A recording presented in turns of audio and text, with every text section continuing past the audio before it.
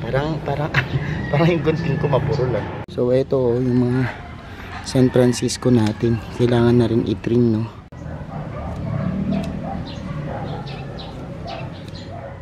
Pinutulan ko yung mga crotons kaya nawala yung mga kulay nila kasi usually nasa ibabaw. Hello everyone! This is Sir Misunaw, Mini Dino Park and Eco Garden, and welcome back sa ating YouTube channel. And for today's video, ano nga ba gagawin natin? Napansin ko kasi kahapon, malakas yung ulan, pagdaan ko dito, ang bibilis dumami pag ganitong panahon yung ating mga damo, no? Bilis kumapal. Tapos, basta, kailangan ko na siyang i-trim. At yung gagawin natin, maintenance ng ating landscape natin, yung budget-friendly landscaping natin. Samahan nyo ako kasi, yan, parang pumapatak na may ulan, ano? Nagmamadali ako. Kasi mamaya hindi ko na naman ito magagawa. At laging nakapending itong trabaho ko na to. Kaya kung ready na kayo mga ka-MVP, samahan nyo ko. Tutok lang po.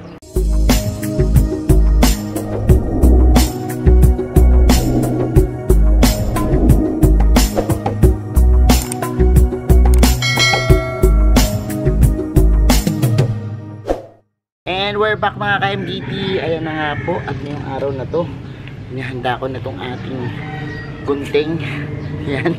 Para ang titrim natin dito, no? Samahan nyo ako. Kasi ang kapal-kapal na nito, no? At kailangan na natin siyang i-trim.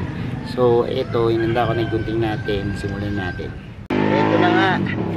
Start na tayo. Parang yung gunting ko mapuro lang. Pero ito kasi ganyan. Ito kasi ginagamit namin before, hindi ko pa napahasa. Pero ngayon yan, trim ako. And tingin ko ang purol. Pero nakakat naman, parang na ako nag-exercise.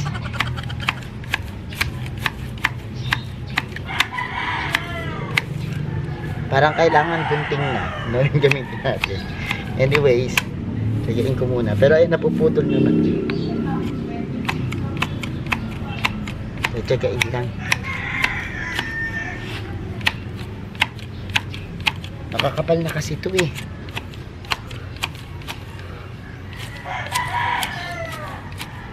So, kukuha pa ako ng isang gunting. Tapos, yan.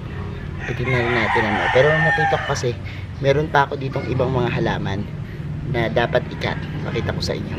So ito yung mga San Francisco natin. Kailangan na rin i-trim, no. At yan. Ito nyo, ang hahaba na rin nila. So yan. Tapos ito rin. So puputulan natin yung mga crotons. Tapos i-propagate ko, no. Kasi nawawala na yung forma, no? So ang gagawin natin is kakat din natin sila ngayon araw na to.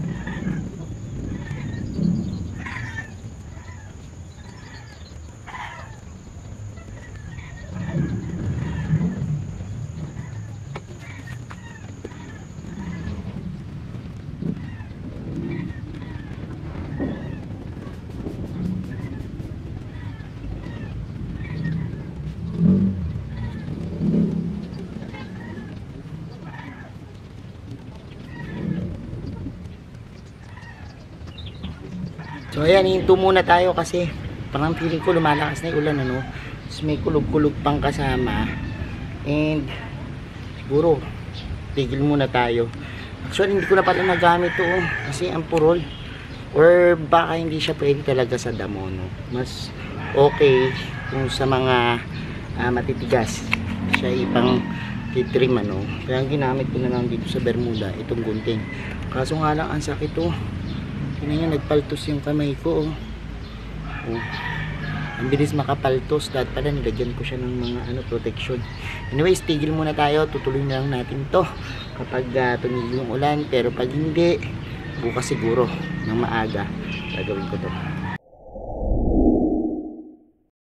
So ayan, pinalipas muna natin kahapon yung ulan. Ngayon na lang tayo, inagahan ko na kasi sa hapon talaga umuulan. At tatapusin ko na to yung ating pag-maintain dito sa ating landscape. Kaya naglagay ako ng ganito kasi gunting yung gagamitin ko.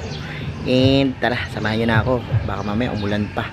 Kasi pag ganitong panahon, dapat sinasamantala natin na maaraw para makagawa tayo dito sa garden. Tara, samahan nyo ako.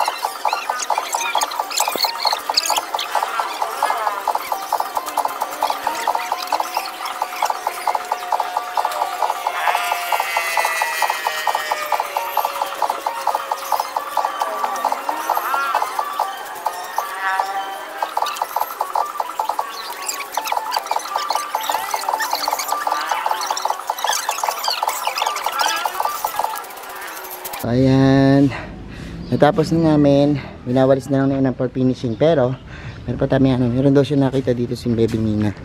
Ano nakita mo? Mga tutubi. Dami yung mga dragonfly. Nawala na, ayun. Ang dami ng dragonfly. Sila nagpo-pollinate. Oh, ayan.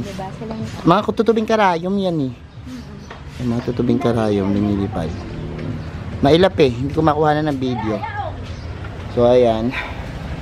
And ngayon naman, ang gagawin natin, yung ating mga crotons, tsaka iba pa natin dito mga malalaki, ipopropagate na natin, ano? Para, yan, papatayin ko. Kasi, titrim ko rin naman sila.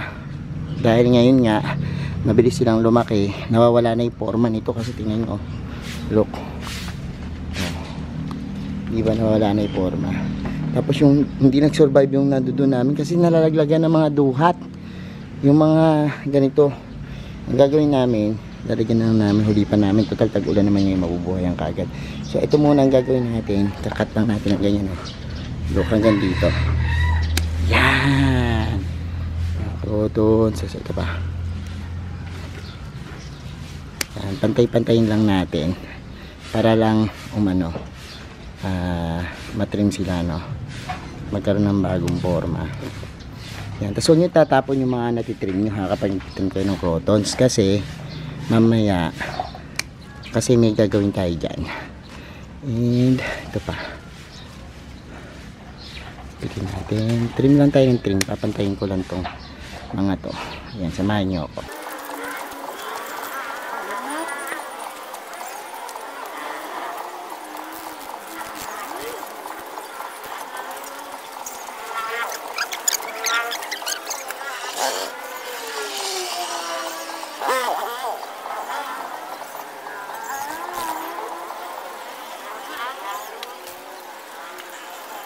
So, eto na yung ating natapos.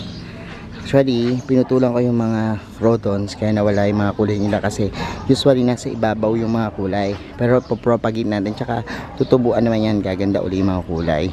At parang kulang lang siya sa mapupula, no? Pero kita nyo, nakortihan na natin. Ganyan sila kabilis kumapal dito. Tapos ayan, tingnan nyo. So, makakapala, no? Nagputol ako ng mga crotons. Yung mga pinagputulan na makukulay, katulad nito, yung kulay dito, naputol din, ano? Pero, sa mga susunod na video, pakita ko siguro sa inyo, propagate natin, ano? Ayan, for the meantime, ito, yung ating ditong, naiinis ako dito sa mga duhat na nandito dito, kasi ang daming langaw. At nalalaglag sila dito sa garden. Namatay na tuluyan yung mga bermuda dito. So sa susunod na panahon tsaka ko na lang sila lalagyan. O ngayong mga nag-uulan, magandang lagyan yan, mabubuhay kasi nung nakaraan tag-araw ang hirap i-maintain. Pero yung dito naman, kita nyo, yan yung nangyayari. So ayun lang yung pag-maintain natin dito sa ating garden. Trim lang ng trim. At yan, tingnan nyo, usually before parang layo-layo sila, no? Ngayon kita nyo, pwede na silang kortihan, parang magkukorti na sila. So ganyan lang naman yung pag-maintain natin ng landscape natin. So ay mga ka-MVP, naparoon nyo na yung ating video at salamat sa inyong pagtutok. Salamat po sa lahat na nagla-like, nag-share at nagko-comment sa ating mga video. Sa mga hindi po nag-subscribe sa ating YouTube channel, Kumpit na Betyo Pigantong Usapan Plants and Gardening, mag-subscribe na po kayo. Huwag nyo kalimutan i-hit yung notification bell para lagi updated sa aming latest uploads, pati pa sa iba't iba nating social media accounts, sa ating TikTok, Instagram, Facebook pages. Search nyo lang po Hermes Unao or Mini Dino Park and Eco Garden. Makikita nyo na yan. Salamat na maraming mga ka-MVP, and this is Hermes Unao nagsasabi sa inyo ng happy planting. Bye!